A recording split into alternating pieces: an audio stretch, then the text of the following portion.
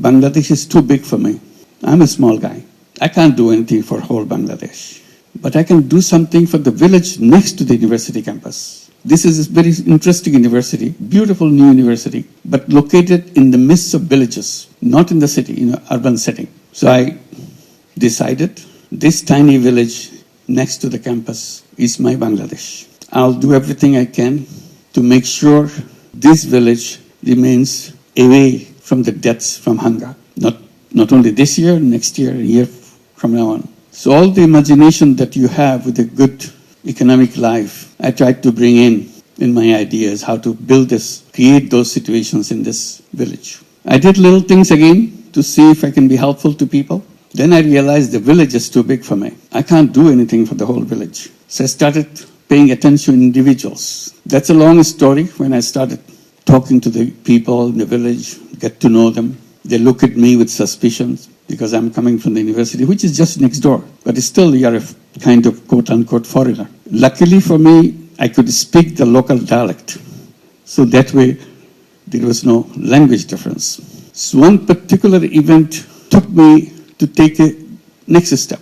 Woman I met, she was a victim of a loan shark. She did a wonderful job, but the benefit of her job is entirely taken away by the loan shark who provide her the money to buy the ingredients for whatever she is making. And the loan size was just over $1. That's a loan. But that $1 loan kind of made her into a slave labor. And instead of overcoming the problem, she became a slave labor because whatever she prepares, the condition of the loan shark is you have to sell anything you produce to me at the price I decide. Imagine that. So in the conversation, I said, if I give you the dollar, can you produce and sell it in the market?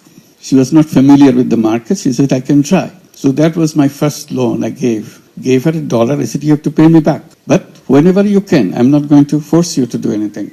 And the results I got from her kind of made me think, if $1 can do such a thing, why don't I do more? And I still have lots of money in my pocket. I'm coming from the United States. I was teaching there for several years. My pockets are full with dollar. So that was the beginning. And it led to step by step, not only just lending money, but raising questions, fundamental questions. If this money, this dollar can change one person's life and you get your money back, why don't we do more? I go to the bank in the campus. It's a newly built campus, newly built banking offices. I talked to the manager. He said, why don't you lend money to the people, poor people in the village? He was shocked. He simply argued, bank cannot lend money to poor people. So I argued and argued.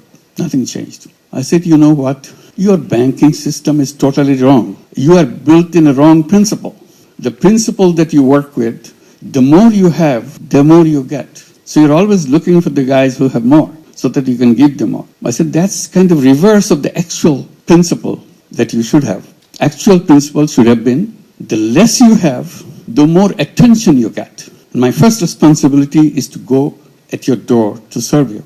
You don't do that. As a result, you create this problem for the whole village and for the whole country. Now I see it's whole world. Same banking principle. The more you have, the more you get. If you have nothing, you get nothing. So stay there. The whole idea of transforming the society is killed right there. There's nothing wrong with people. They're full of energy, full of creative ideas, but the institutions are built in the wrong way. So I started becoming very vocal. Since I'm a university professor, I'm quoted in the press. I make it very, very sharp. People laugh at me. This crazy guy, don't understand any business, any banking. He keeps talking loud about something which cannot be done at all. Poor people need jobs, not money. I started answering that question. I said, money is more important than job. That became another root of my arguments, and I continue to do that. But for the time being, I'm saying not only banks should be made in a way that it should be focusing, started doing business at the bottom first and then gradually move up. To make it more focused, I started saying not only credit is important, it should be considered as a human right. People say, what bank loan has got to do with human right? I said everything. Right to live, right to shelter, right to health, right to health. These are recognized as human rights.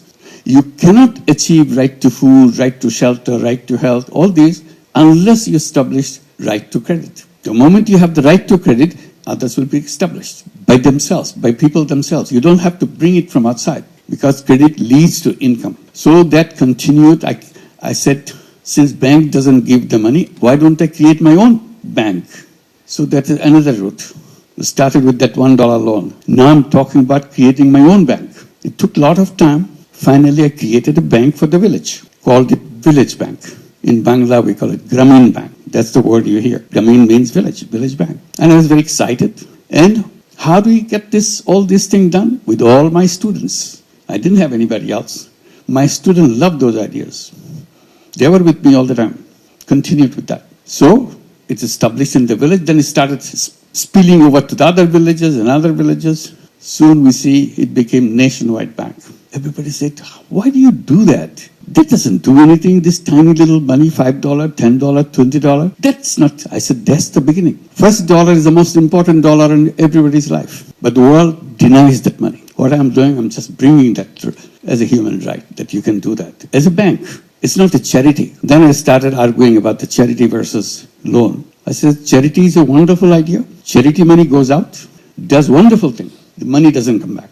So you have one time use your money. But if you invest and lend the money, and the person who took the money promises to pay you back with interest so that you can cover your cost, that's a fantastic opening. You can go thousands of miles with that. Nobody can stop you because money rolls back again and again. So use the same money over and over again. And I started saying, charity money has only one life.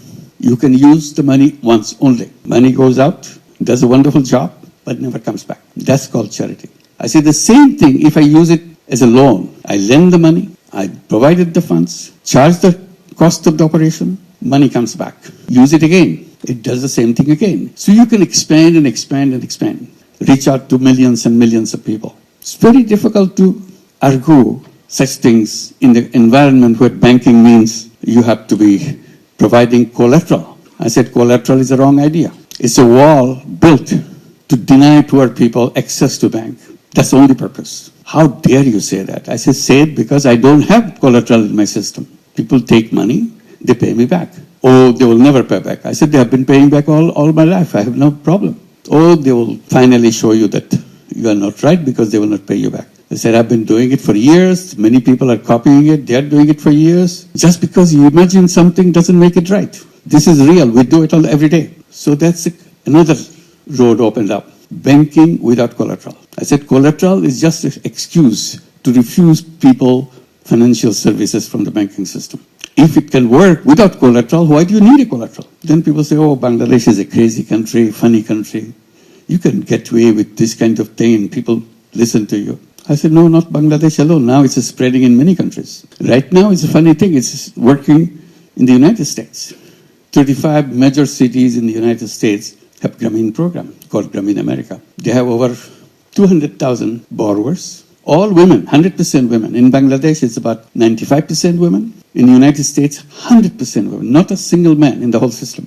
Last year, we lent out over $1.5 billion in tiny loans. In tiny loans in the United States means under $1,000, $500, $700, and so on, and expanding. Very soon, we'll be arriving at a situation where we'll be lending out over $5 billion a year. That's the spread going. So this is, again, you're challenging the system to change the world. You cannot create a world with the same system. If you want to change the world, you have to change the system. There's no other option for you, no matter how you argue with it. If you go by the same road, you'll always get to the same destination. If you want to go to a new destination, you have to build a new road. So that became another issue. We continued with that. And when we have this system working in Bangladesh, we saw problems, children, healthcare, education. So we started adding these things. First thing we did about toilets. Poor families don't have any toilet. We said, if you are a Gramin Bank borrower, first thing we do, you must have a toilet. And we lend you money to build the toilet. They said, well, how do we pay it back? Don't worry. You pay a tiny, tiny little bit. So small that it doesn't bother you anymore. But over years, you'll pay us back the entire amount. So we built a company to produce toilet and install in every single house, the Gramin Bank family house. So toilet became an essential thing in Gramin families. And we had no problem with giving the money, spending the money, and getting the money back. Then we started giving them housing loans. Again, the same principle. We build a house, you build a house, we give the money, you pay over a long period. Then we started bringing healthcare through health insurance. You pay a tiny little bit, but you're covered under health insurance. Again, it pays it back. So we created lots of these little things, one after another, in a sustainable way, in a financially sustainable way. They said, you must be getting lots and lots of foreign money to do all these things. I said, I don't take any foreign money at all. Grameen Bank resists foreign money. Many big international organizations wanted to give lots of money. I said, no, we don't need money. We have plenty of money. We are in a business. We generate our own money within a bank. Banking system is a very interesting system. It generates its own money. People come and put the deposits in the bank and use the money to give it to the people. And we are the most reliable bank in the whole country. We work in all the villages. People from the area, they come and put the money because no other bank. So we have lots of money coming in. Our problem is not shortage of money. Our problem was a surplus of money. They put the money in, but we don't know how quickly to expand your business because your business is fixed. It has to be poor women. They have capacity to take money is limited. So it's a very reverse kind of experience. So this is one area. We created all these businesses. We created these programs, turned into businesses. Toilet business, so it became a commercial business. We produce toilet and sell it to borrowers. Healthcare became a separate business. Housing became a separate business. So along the way, we created many businesses. And people keep asking, how many businesses can you run? You must be making a lot of money. I said, yes. It brings the money back, but we don't want to make any profit out of it. Another debate began. Debate is, how can you run a business not to make money? Because in our textbook says, you must maximize profit if you want to be a business. And you were saying you don't want to make profit for yourself. I said, that's the difference. I'm saying, I don't want to make profit for myself. Business makes profit. Profits is rolled into the business to expand the business, to reach out to more people, provide more services. It's self-reliant businesses. That became a debate. That you cannot call a business. I said, I'm an economics teacher, so you don't have to define what a business is all about. It's a perfect business. Simply, I don't take the money off the business into my pocket. That's all. Then it is not a business. You have to make money. That's the business. I said, no, that's not what it says. It says you have to make profit, not put it in your pocket. No, you have to put it in your pocket. So that debate went on. Big experts in economics started challenging the whole idea. I said, okay, it doesn't fit into your idea of business. This is a new idea of business. So I needed a name to define it as a new business. So I started calling it social consciousness-driven business. When I mention it several times, it looks too long for me. So I simplified it, called it social business. What is a social business? Social business is a business to solve problems rather than make money for yourself. Oh, then this is not a business. Business is not supposed to solve problems. Business is supposed to make money for yourself. I said, this is a new kind of business. Do you have a problem with that? If you have a problem, you don't go do it. I have no problem, I do it. So I created social businesses. And one after another, we created many social business, became nationwide businesses. Very interesting thing is, some international companies, global companies became interested in the concept of social business. They wanted to build social business, taking us as a partner. So we agreed. So we kept Danone, Uniqlo, and many other such companies. So another class of business created, social business. Said the world is stuck, and it cannot free itself from the old thinking. In old thinking, you are destroying this whole world for yourself. I said, old thinking has created old civilization, which you are going through. And I repeatedly underlined that old civilization that we are going through, the present civilization that we are going through, is a self-destructive civilization. It will destroy everything. And that's the path we are going. If you want to survive as human being on this planet, I said we have to create a new civilization, which will be, the features of new civilizations has to be very clear. It's shown, first condition of the new civilization, the businesses should not be greed-driven. So greed part has to be squeezed out in the new civilization. Greed will destroy us. Why? Because whatever, all the things that we talk about, we promise as a government to see this is what we're doing. Our country is moving forward, our GDP is growing and all that. Growth rate is so high. So what? All the wealth this is generated gets concentrated in few hands. They become richer and richer. And we call it development, we call it growth, we call it fantastic economy. But you are planting the seed of your self-destruction. Unless wealth is shared, you cannot sustain a society. Concentration of wealth equals concentration of power. And you start concentrating power and deprive the power for the people on the ground, that society will collapse sooner or later. That's it. This is one reason why the civilization cannot sustain. On top of it, we are destroying the planet through environmental side. We created the world where consumption is the king. You buy, consume. And in the process, create waste and waste and waste. If not anything else, the whole waste that we generate every day will put us into grave of waste. I said we have to redesign our lifestyle. Lifestyle is not about continuous process of creating waste. Life is about preservation. Life is about protection. So we continued on that. Then finally I came out with one idea, put it in a kind of capsule format. Said we have to create a civilization of 3 zeros. 3 zeros. 0 net carbon emission, 0 wealth concentration, 0 unemployment. And unemployment not because everybody has a job. The way I interpret unemployment, I said, human beings are not born to work for anybody else. The economic system that we are taught, is again put onto a wrong footing. We are asking everybody to find a job. Our education system is built around finding, so that you can get a job as soon as you finish your school. You get a certificate, you get a job. I said, human beings are very different from job seeker. First of all, human beings are not slaves. Slavery is not part of our destination.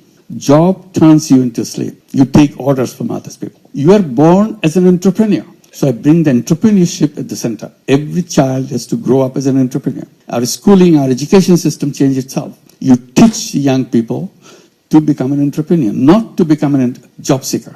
So that is another clash between what we are promoting and what we are practicing in the outside world. I said, the young generation today is you forget about the previous generation. Today's generation is so different. I keep mentioning to the young generation that you are the most powerful generation in the human history. And you're taking this most powerful generation and put them into work for somebody else. Take orders from somebody else. They're filled with ideas if you free them. Now you're forcing them to get a job because otherwise they're going to survive because you have not provided those things. So that's where we say we have to be entrepreneurs. So 3 zeros. 0 net carbon emission, 0 wealth concentration, 0 unemployment. And then we started encouraging young people between 12-year-old to 35-year-old to create what we call 3-0 clubs. 5 young people get together, create a 3-0 club. What do? Each one of you transform yourself as 3-0 person. I do not contribute as a person. I do not contribute into carbon emission. I do not do anything which contributes to carbon emission. It's my lifestyle issue. I create a life where I don't do that. I do not create any waste. This is part of my commitment as a member of the Peace Club. I do not practice anything which will lead to wealth concentration. 0 wealth concentration. I'll become an entrepreneur. I do not contribute to job seeking, working for somebody else. So these are the 3-0. I become a 3-0 person. So this is the direction I want to go. So these are the ideas that one led to another. This is not something happened isolated way. Each one linked to, I mentioned to go back, concentrate in one village. I said, whatever you try to do, don't try to do overnight, change the world. You cannot do that.